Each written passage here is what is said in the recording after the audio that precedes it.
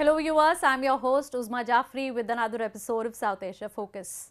Let's begin the show with Pakistan, where all political parties are making last-ditch effort to emerge victor in the provincial and national elections that are just around the corner. While on one side, mainstream political parties are campaigning extensively to swing electorates' vote in their favor, on the other, the establishment-backed terrorists like Hafiz Saeed have also been aggressively voicing their anti-India and anti-US agenda in the public domain. We have a report.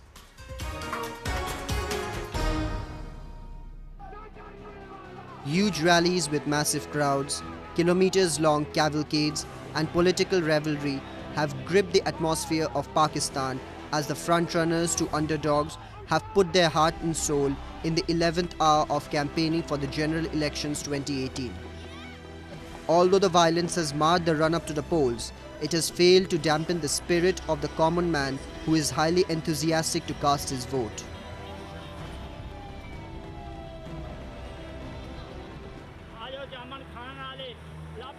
Haq Nawaz, a date peddler who has witnessed the elections for decades, says that the country has been teetering between numerous issues and all successive regimes have failed to address the common man's problems. सदर ज़ूब के ज़माने के सामने देखने लगे हैं वो फिर भी अच्छी हुकूमत कर गया है कि कोई खास हुण जी हुकूमत नहीं आ रही भाई हुकूमत जी आ रही है साढ़े लिए तो कुछ नहीं असी तो खजूर बेच रहे हैं साढ़े वास्ते कोई तब्दीली नहीं आई ऐसा क्या कर रही है. However disillusioned with the political developments in the country over the last few years, Nawaz hopes Imran Khan's promised Naya Pakistan, which literally means New Pakistan, will bring better times for him. ऐसी vote असी इमरान खान दे रहे हैं तो वेखो नवा बंदा आ रहा है कोई साड़ी सहूलत कर दे नहीं तो अजे तक तो सहूलत सानू मिली नहीं अगे अल्लाह मालिक है. Although a majority of Khan's followers are youth, Khan's plans to establish one system of justice, reduce poverty and elevate the living standards of the poor has found favor with large portions of the working classes as well. Imprisonment to the former Prime Minister and still one of the most prominent voices in the elections, Nawaz Sharif and his daughter Maryam, have sparked a rage amongst his followers which many believe has the potential to change the dynamics of the elections.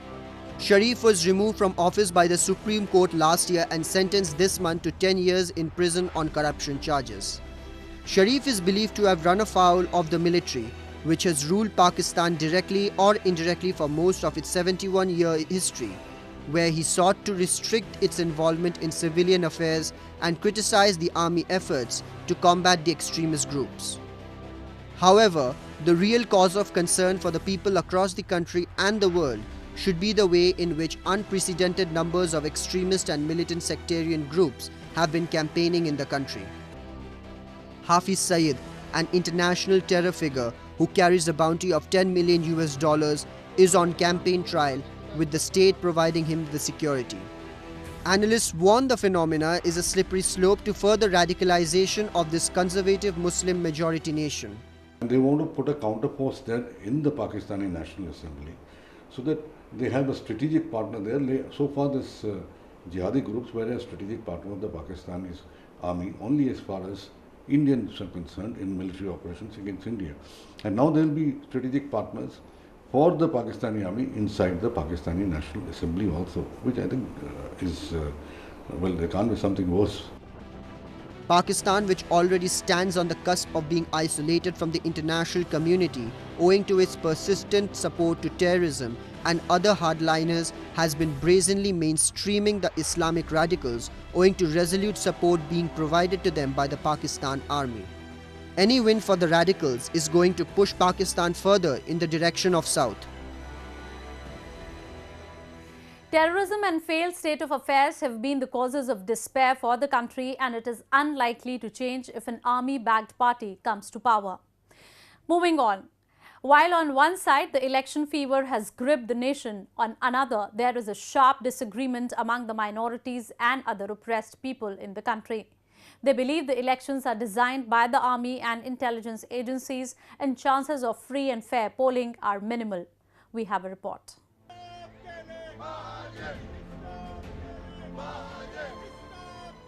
Washington chapter of the Muttahida Qawmi movement has decided to boycott the Pakistan general elections, which are slated to be held on July 25th. Recently, MQM staged a protest titled Boycott 2018 Election outside White House in Washington over continuous atrocities against refugees in Pakistan by Inter-Services Intelligence (ISI). The members of the MQM at the protest also alleged that the government and the intelligence agencies in Pakistan are busy in negotiating with terror outfits and are trying to install a weak puppet government.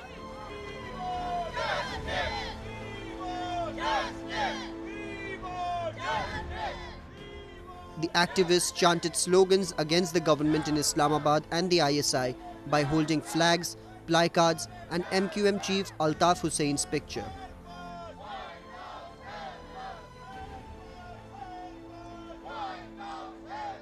The message would be that we are not going to stop. We will go to every platform, every arena, anywhere possible to raise the voices of those going unheard. White House is the place where policies are made. Pakistan is receiving billions and billions of dollars in aid. This needs to stop. It needs to stop. Why? They need to stop killing the Muhajirs. This is not the first time everybody is talking about that there is no hopes in Pakistan elections. For last 70 years, whatever time the elections been done in Pakistan, everybody knows is the involvement of army and military establishment and ISI.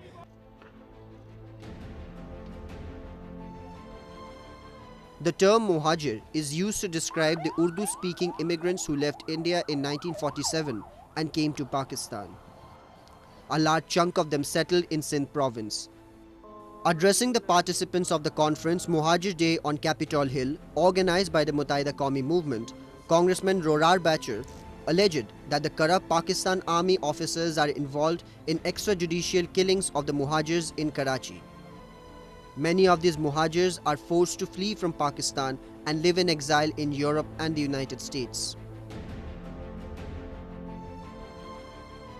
The American people and other people who believe in freedom to the challenge that exists there in Karachi, and also, by the way, the Baluch people are under that same type of brutal oppression, and there are others as well.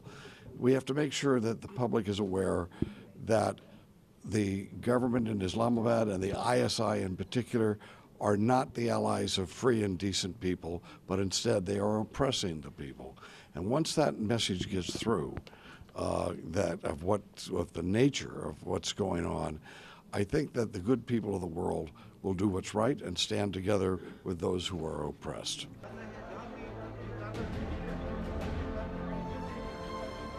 Elections in Pakistan are more violent and rigid this time, as growing nexus between the military and militants has made it complex for the voters. US-designated terror groups like Harkat-ul-Mujahideen and Lashkar-e-Toiba are openly participating in the elections with support of the intelligence agencies. There is hardly any scope left for minorities and other oppressed communities like the Muhajirs to participate in the elections. Moving on to India, which hosted the 10th Delhi Dialogue, the premier annual event held in capital to discuss politico-security, the economic and socio-cultural engagement between India and the ASEAN countries. This year's event pondered upon and discussed the maritime security, a dimension that every country has been focusing upon in the recent times. A report. Delhi Dialogue, the premier annual track 1.5 events, was held in New Delhi with a theme to discuss the strengthening of India-ASEAN maritime cooperation and discuss other political security, economic and socio-cultural engagement between ASEAN and India. Delivering the keynote address, Minister of Foreign Affairs of India, Sushma Swaraj, asserted that this year's Delhi Dialogue was particularly special for it celebrated the 10th chapter of the relationship. ASEAN is one of the focal points of India's foreign policy, strategic concerns and economic interests. These are the words of our former Prime Minister Atal Bihari Vajpayee when he attended the first ASEAN-India Summit in 2002 in Phnom Penh. Our government is committed to bringing India-ASEAN nations to full potential through our Act East policy with ASEAN at the core. The event followed the commemorative summit of 25th January 2018 in New Delhi, which marked the 25th anniversary of ASEAN-India partnership. Vivian Balakrishnan, the Foreign Minister of Singapore, who was also on the state visit to India, expressed contentment at India's instrumentality in connecting India and ASEAN. He also stressed at how it was crucial for Singapore to oppose any attempts that threatened the freedom of navigation in the high seas. Safeguard the use of the sea for free navigation and for unimpeded legal commerce. And this is why Singapore will also resolutely oppose any attempt by anyone to threaten or to constrain this fundamental right of freedom of navigation and overflight in our region and our surrounding waters. Earlier, Indian Oil Minister Dharmendra Pradhan met Singaporean Foreign Minister Vivian Balakrishnan in the Indian national capital, New Delhi. According to India's Foreign Ministry, Singapore is India's 10th largest bilateral trade partner, 2016-17, and the second largest among ASEAN countries, with a share of 2.5% and 2.6% of overall trade of India and Singapore, respectively. The significant number of Indians live in Singapore, and about 9% of the Singaporeans are ethnic Indians. The number of short-term or non-resident Indians in Singapore in 2007 was estimated to be around 100,000, which included many students or working professionals. He also held bilateral talks with Sushma Swaraj to discuss a range of ties between the countries. India also underscored the need of peaceful settlement of disputes in keeping with the international law and finding collaborative solutions to emerging and non-traditional challenges. Moving on to Afghanistan, where the security situation has constantly been declining owing to an intensified violence by the insurgents groups of Taliban and Islamic State. While the US-backed Kabul establishment has been rooting for talks with the insurgents in order to restore peace that has been ravaged by a 17-year war, former President Hamid Karzai has been critical of the advances made by the government and is of the opinion that US presence in the country has only worsened the situation. A report. In spite of the ramped-up efforts by Afghanistan government to protect the beleaguered territories of the state, the insurgents have made a successful resurgence and have gained control over large swaths of territories. With the presidential elections inching closer, the violence and terror have reached an unprecedented level, making the situation even more fragile. Only days after the US Secretary of State Mike Pompeo visited the country to review the security situation, US General John Nicholson reiterated the United States' stance of exploiting all the options available on the table to restore peace in the region. Nicholson, who has led US and NATO forces in the country since 2016, echoed US Secretary of State Mike Pompeo, who had promised US support for Afghan President Ashraf Ghani's bid to start peace talks with the Taliban. And our Secretary of State, Mr. Pompeo, has said that we, the United States, are ready to talk with the Taliban and discuss the role of international forces. Pompeo had asserted that US was ready to facilitate the peace process, which according to him also required support from other neighboring countries. Meanwhile, former Afghan President Hamid Karzai, in an interview to the Chinese state channel, expressed his apprehension at the developments being made by the Ghani government to make the country stable. He stated that the alliance of Kabul and Washington has failed to yield any result for the country, and he could foresee similar failure in the future as well. Unfortunately, it isn't working at all. The security situation in Afghanistan has worsened considerably, and the suffering of our people has increased considerably. It is exactly because of this that there is a lot of cry aloud in Afghanistan for change in the policy that the United States has adopted towards Afghanistan, not only the past year of President Trump, but even before that. Change for us means an end to war, an end to violence, and the return of peace.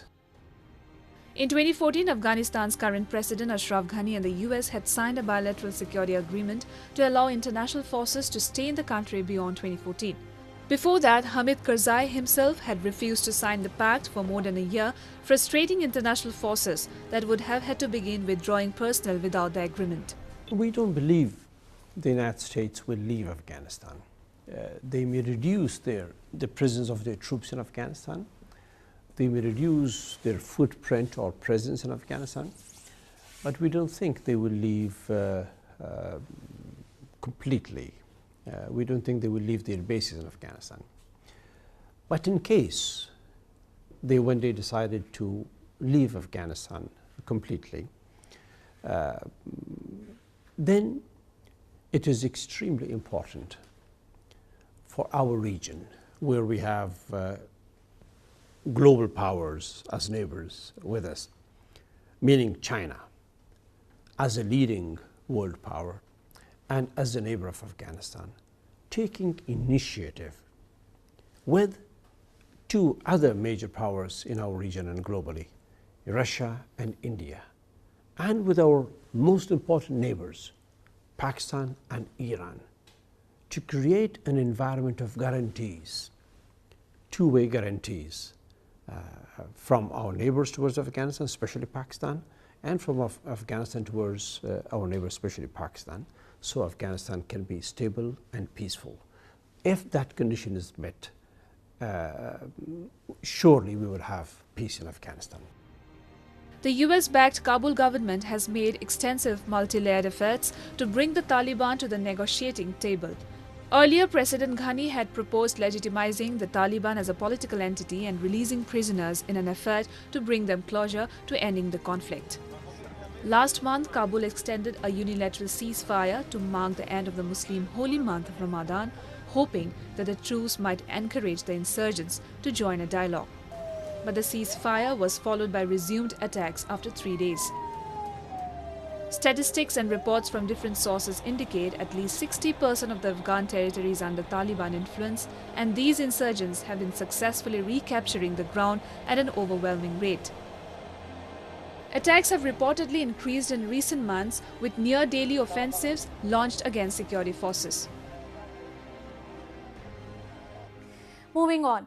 BIMSTEC, the Bay of Bengal Initiative for Multi-Sectoral Technical and Economic Cooperation, which has emerged as viable alternative to the SAARC, a South Asian grouping that has remained dormant on account of India refusing to participate in the summits owing to Pakistan's constant support to terrorism and using terrorists against India, is ready to hold its next summit in Nepal's capital, Kathmandu.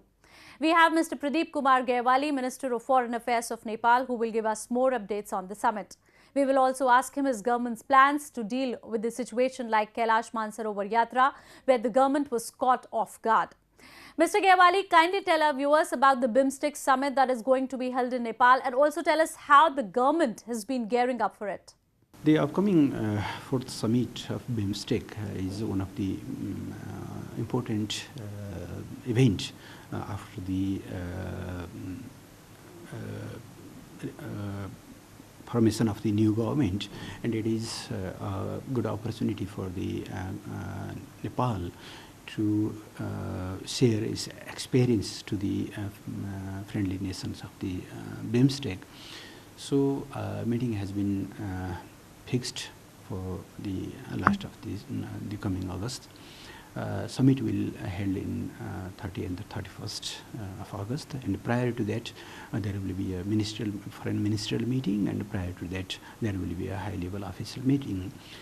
For the preparation, we have already sent the invitations to the head of the states, head of the governments of the BIMSTEC network. We are preparing the documents which are going to be signed, and which will contribute to enhance the connectivity, the tourism, the economic partnership, some steps to mitigate to reduce the poverty and to the betterment of the people of all 7 countries. Is government making any changes in the preparations in the way the Kailash Mansarovar Yatra is conducted, especially after a sudden crisis popped up a few days ago? These incidents have gave us some lessons to learn, and some experiences have contributed to make some reforms in all these process. So we will coordinate with Indian government, those agencies who are responsible for the travel of the pilgrims. So in the days to come, there will be some further reforms, and you have pointed a right thing that if we have proper registration, if we have some proper data, then the preparation for the rescue and other assistance become more smart and more effective. So we will discuss the concerning agencies in the days to come. Thank you, Mr. Gyawali. Moving on to India, where the famous Rath Yatra or chariot festival is underway in different parts of the country. Dedicated to Lord Jagannath, his sister Subhadra and brother Balbhadra, the procession is one of the biggest and widely celebrated occasions of India. Though it is celebrated with same fanfare in different parts of the country, the one held at Puri in Odisha is just beyond comparison. Have a look.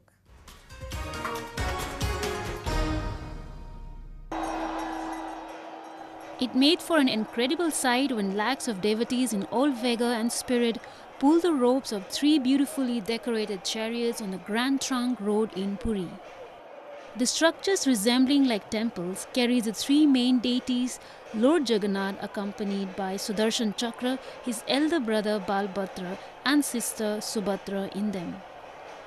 During Rath Yatra, these deities ride from the Jagannath temple to Kundija temple located on the other end of Grand Trunk Road, where they stay for 9 days. A glimpse of Lord Jagannath on the chariot is considered to be a very auspicious. Saints, poets and scriptures have repeatedly glorified the sanctity of the festival. Devotees consider the pulling of the chariots with ropes a pious deed and risk their lives in the huge crowd.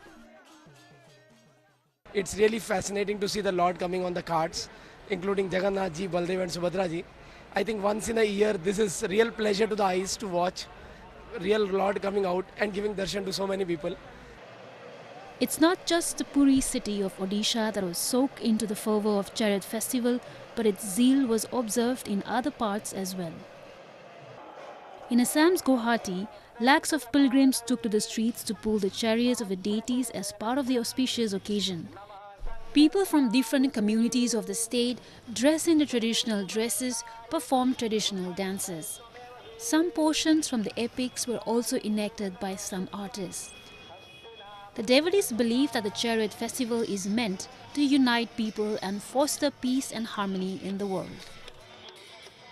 अभी पुरी में हो रहा है ये रथ यात्रा, तो इसी दिन में यहाँ भी हो रहा है। तो विशेष करके इसका मतलब है कि लोग भगवान का मंदिर में नहीं जा पाते कलयुग में, तो अपना अपना काम में व्यस्त रहते हैं, तो इसलिए भगवान खुद बाहर आ जाते हैं।